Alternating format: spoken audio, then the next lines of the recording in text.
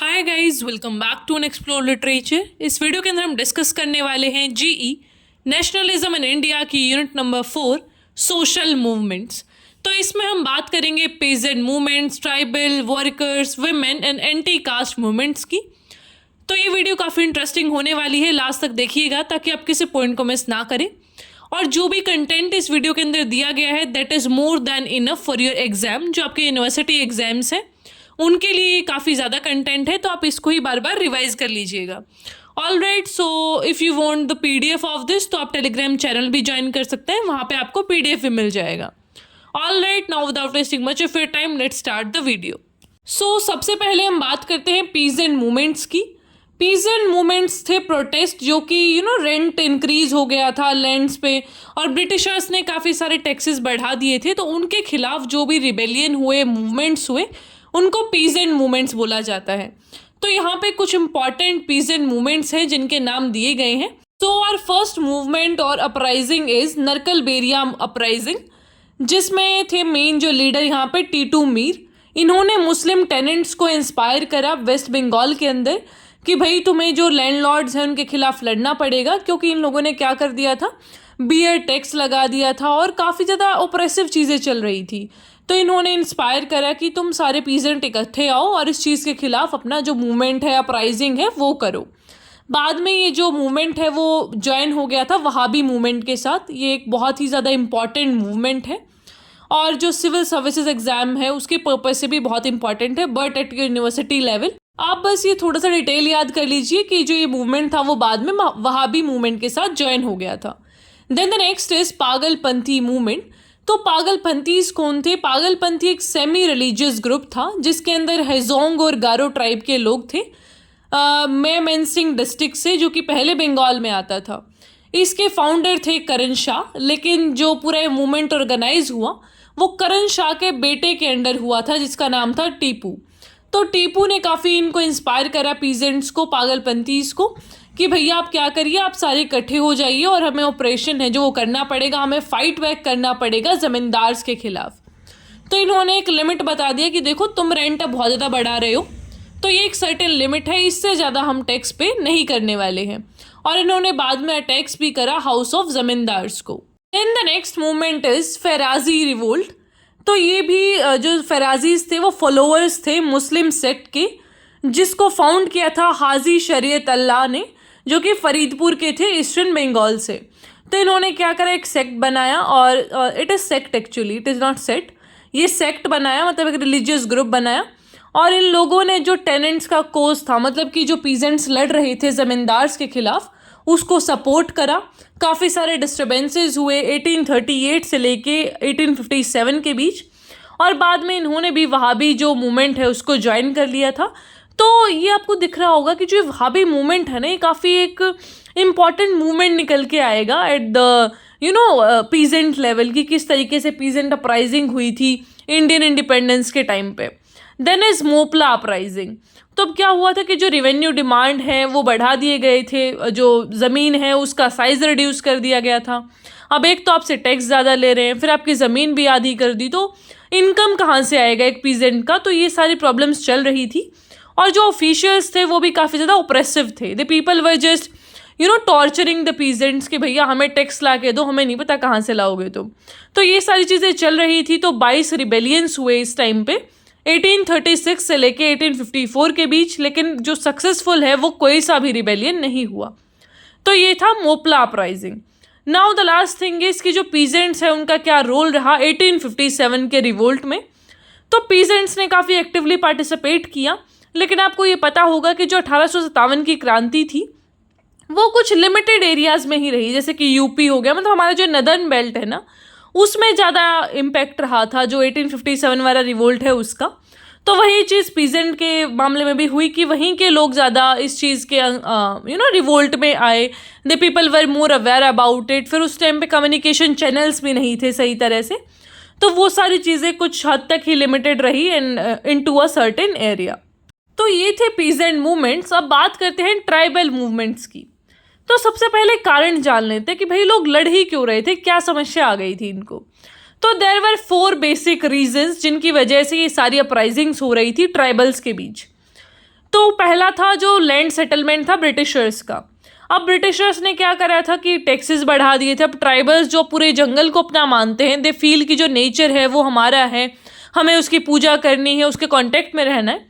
अब आप उनसे जब टैक्स लेंगे तो उनको बुरा लगेगा, तो उन्होंने रिवोल्ट बैक किया। Then was loss of tribal lands, आपने उनकी ज़मीनें भी हड़पना शुरू कर दिया ताकि आप जो अपना ट्रेड है, इंडस्ट्रीज़ है, उनको बढ़ा सकें।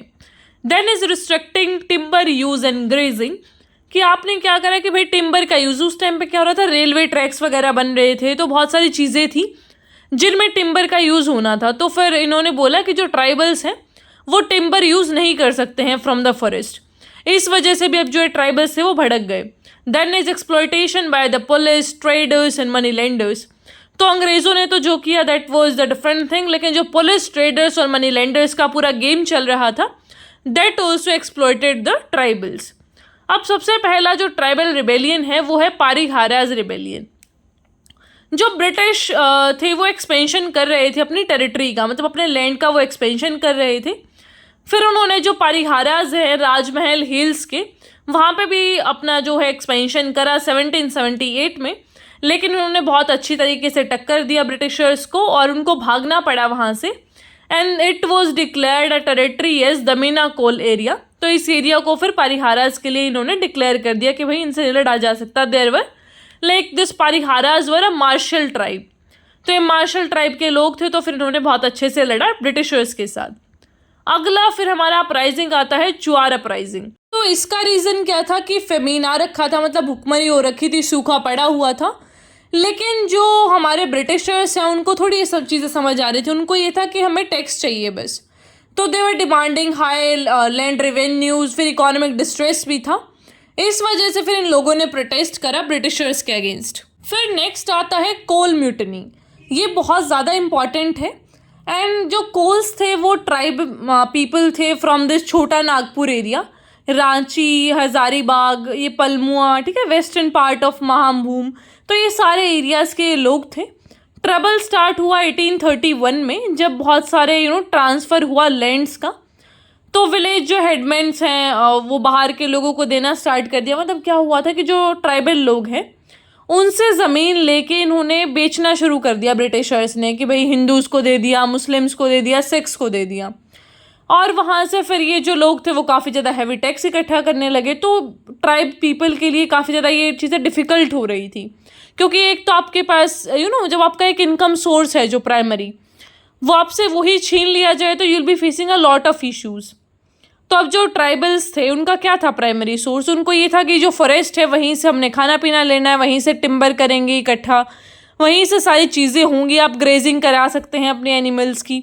लेकिन अब क्या चालू हो गया था कि तुम्हारी ज़मीन पे दूसरे लोग आके कब्जा कर रहे हैं और तुमसे ही टैक्स वसूली कर रहे हैं। तो that was the main reason behind this Kol mutiny. Now the last tribal uprising is the Santhal rebellion. तो ऐसा ही सेम संथाल्स के साथ भी था। तो ये जो संथाल्स थे वो एग्रीकल्चरल पीपल थे जो कि राजमहल हिल्स फ्रॉम बिहार से आए थे। इन्होंने संथाल रिबेलियन था जो दैट वाज अगेंस्ट ज़मींदार्स। तो ज़मींदार्स, मनी लेंडर्स, उनके खिलाफ इन्होंने लड़ा पूरा अपना रिबेलियन। अब इनको तो जो अमीर लोग थे इनके पास सपोर्ट था पुलिस का, तो हर तरीके से इनको सपोर्ट मिला, मतलब जो मनी लेंडर्स थे, ज़मींदार्स थे। But still the Santhal rebellion was a major victory और इन्होंने काफ़ी अच्छे तरीके से फाइट बैक किया सारे ब्रिटिश ऑफिशियल, ज़मींदार्स और मनी लेंडर्स के खिलाफ। तो ये काफ़ी अच्छा पूरा रिवोल्ट था, रिबेलियन था, या फिर हम अपराइजिंग, कुछ भी वर्ड आप यूज़ कर सकते हैं। Now let us talk about the workers movement. अगर वर्कर्स मूवमेंट को देखा जाए तो इन्होंने काफ़ी ज़्यादा इंपॉर्टेंट रोल प्ले करा है इंडियन नेशनल मूवमेंट के अंदर, जहाँ पे मोबालाइज करते थे इंडस्ट्रियल लेबरर्स को और सारे लोगों को। मतलब इन्होंने काफ़ी ज़्यादा एक वो फंडिंग वाला चीज़ भी आया इंडस्ट्रियल वर्कर्स की साइड से, तो मास मोबालाइजेशन चल रहा था उस टाइम पे। अर्ली फेज़ की बात करें तो 19th सेंचुरी से लेके 1918 तक का ये पीरियड था, इनिशियल लेबर अनरेस्ट। तो इस टाइम पे जो मेजर वर्किंग कैपिटल्स थी जैसे कि बॉम्बे, कलकत्ता, मद्रास, इन एरियाज़ में काफ़ी ज़्यादा रिवोल्यूशनरी चीज़ें हुई, क्योंकि प्रोटेस्ट हुए बहुत सारे। फिर जो लेकिन ये जो प्रोटेस्ट थे ना वो ज़्यादा ऑर्गेनाइज नहीं थे, स्पॉन्टेनियस नहीं थे। और किस चीज़ की वजह से ये प्रोटेस्ट हो रहे थे? पुअर वर्किंग कंडीशन, फिर कम इनको वेजेस मिलते थे, ज़्यादा घंटे काम करवाया जाता था। तो ये इनके मेजर रीजंस थे। मतलब कि आप देख रहे हैं यहाँ पे कि इंडियन नेशनल मूवमेंट का कॉन्टेक्स्ट है, लेकिन जो रीजंस हैं इनके वो बड़े पर्सनल थे। तो यही जो थी वो कमी थी इंडियंस के अंदर कि जो हमारे डिफरेंट ग्रुप्स थे वो अपनी अपनी लड़ाई लड़ रहे थे। जो कास्ट मूवमेंट्स थे वो हिंदूज़ के खिलाफ लड़ रहे थे, मतलब जो भी अपर कास्ट हिंदूज़ हैं, फिर मुस्लिम्स हिंदू से लड़ रहे थे। तो एक वो यूनिटी नहीं बन पा रही थी कि सभी लोग एक ही इंसान के खिलाफ लड़ें। Those were the Britishers. तो वही यहाँ पे था वर्कर्स मूवमेंट में। फिर ट्रेड यूनियंस का फॉर्मेशन होना स्टार्ट हुआ कि भाई ऐसे तो नहीं लड़ा जा सकता, अब 4 लोग यहाँ बैठे हैं, 4 वहाँ बैठे हैं, तो we have to organise a thing like that कि सारे लोग इकट्ठे होके सारी अपनी जो लड़ाई है उसको लड़े।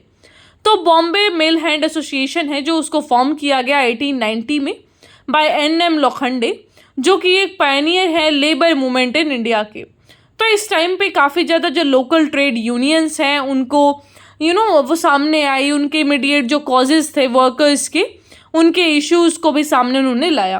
तो इन्होंने काफ़ी ज़्यादा इंपॉर्टेंट रोल प्ले करा मोबालाइज करने में इंडस्ट्रियल वर्कर्स को। फिर नेक्स्ट फेज आता है वर्ल्ड वॉर 1 का, या फिर जो पोस्ट वर्ल्ड वॉर एरा था उसके अंदर का। तो उस टाइम पे जो लेबर यूनियंस हैं उनका काफ़ी ज़्यादा ग्रोथ हुआ। जो कुछ इंडस्ट्रीज़ हैं जैसे कि टेक्सटाइल, जूट, रेलवेज़, इनके अंदर भी काफ़ी ज़्यादा राइज हुआ। तो मैसिव एक्सपेंशंस हुए इस टाइम पे इंडियन लेबर फोर्स के अंदर। Then was the formation of All India Trade Union Congress. तो 1920 में इसका फॉर्मेशन हुआ बॉम्बे के अंदर, और ये सबसे पहली मेजर नेशनल लेबर ऑर्गेनाइजेशन थी। It was the first major national labour organisation जो कि क्लोजली अलाइन थी इंडियन नेशनल कांग्रेस के साथ। And the broader perspective was anti colonial struggle, मतलब कि किस तरीके से अंग्रेज़ों के साथ लड़ना है, वो नैरेटिव भी अब यहाँ पे आना स्टार्ट हो गया था। Then was the Gandhian influence, कि गांधी जी के आने से क्या प्रभाव पड़ा इनके ऊपर। तो आपने देखा होगा कि वो सत्याग्रह मूवमेंट्स करवाए थे गांधी जी ने, कुछ चंपारण में हुआ था, फिर यहाँ पे अहमदाबाद में हुआ था। तो इस तरीके के काफ़ी उन्होंने सत्याग्रह करवाए। तो अहमदाबाद में ही organize satyagraha for this mill strikers, जो भी मिल वर्कर्स थे उनको वेजेस मिलने चाहिए, इसके खिलाफ कुछ उन्होंने करा था। तो ये लोग ना प्रोटेस्ट कर रहे थे, तो इनको लगा कि भाई गांधी जी को अगर हम बुलाएंगे तो हमारी जो प्रोटेस्ट है उसको एक लीडर मिलेंगे। एंड वही किया गांधी जी ने। जो इंडस्ट्रियल वर्कर्स जो भी हेड थे पूरे इंडस्ट्री के, वो उनकी बात सुनने को तैयार नहीं थे। लेकिन जब गांधी जी आए तो ही कन्विंस देम कि नहीं, आपको वर्कर्स की बात माननी पड़ेगी। तो ये सारी चीज़ें हुई। And Gandhi ji's influence was the major at that time. बच्चा बच्चा जानने लगा था उस टाइम पे कि हाँ कोई गांधी जी हैं and he is a mass leader. तो वीडियो काफ़ी लंबी हो गई है। नेक्स्ट जो हमारा वुमेन मूवमेंट्स हैं और एंटी कास्ट मूवमेंट्स हैं वो हम नेक्स्ट वीडियो में कवर करेंगे। तब तक के लिए you can give your feedbacks in the comment box. कोई इंप्रूवमेंट अगर करना है तो आप वो भी बता सकते हैं। कोई क्वेश्चन, क्वेरी जो भी है उसे आप पूछ सकते हैं। And also you can follow me on Instagram. All right, so I will meet to the next video. Till then take care, stay happy, stay healthy.